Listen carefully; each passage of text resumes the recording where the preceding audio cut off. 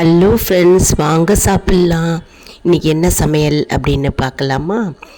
இன்றைக்கி எலுமிச்சம்பழம் சாதமும் சேப்பங்கிழங்கு ஃப்ரை தாங்க நம்ம இன்றைக்கி பண்ண போகிறோம்.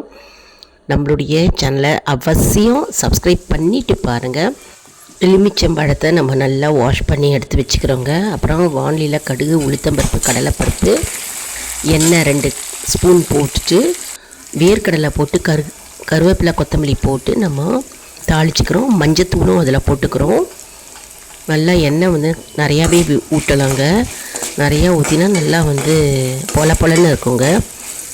லெமன் ரைஸு நல்லா வறுத்துக்கிறோம். அதாவது கோல்டன் ப்ரௌனில் வரணும். சாதத்தை தூக்கி அதில் போட்டுக்கிறோம். அப்புறம் உப்பு போட்டுக்கிறோம்.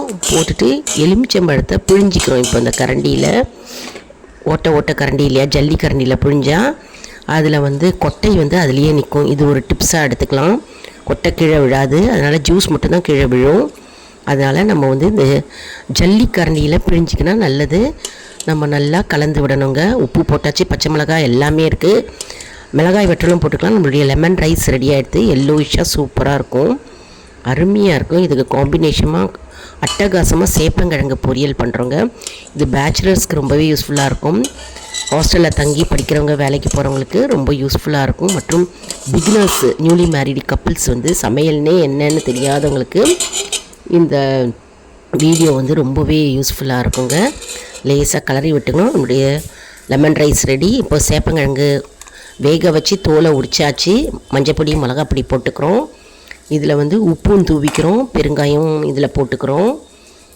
சேப்பங்கிழங்கு ஃப்ரை பண்ண போகிறோம். கடுகு, உளுத்தம்பருப்பு, எண்ணெய் போட்டு கருவேப்பிலையை போட்டுக்கணும். எண்ணெய் கொஞ்சம் அதிகமாக போடணும், ஏன்னா ஃப்ரை பண்ணுறோம். அதனால் கோல்டன் ப்ரௌனாக வந்த உடனே தாளிப்பு இதில் சேப்பங்கிழங்கை போட்டுக்கிறோம். நம்ம எல்லாத்தையும் மிளகாப்பொடி, மஞ்சப்பொடி, உப்பு, பெருங்காயம் எல்லாமே போட்டுண்டாச்சு.